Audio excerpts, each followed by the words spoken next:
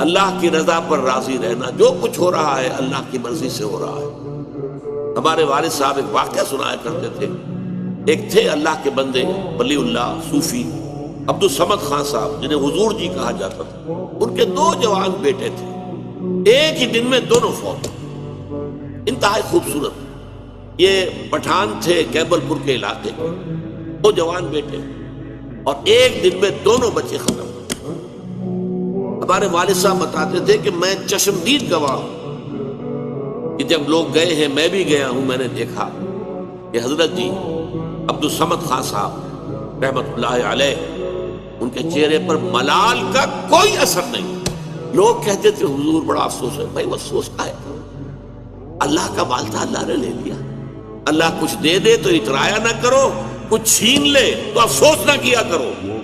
اللہ نے چھینا ہے، کوئی حکمت ہوگی۔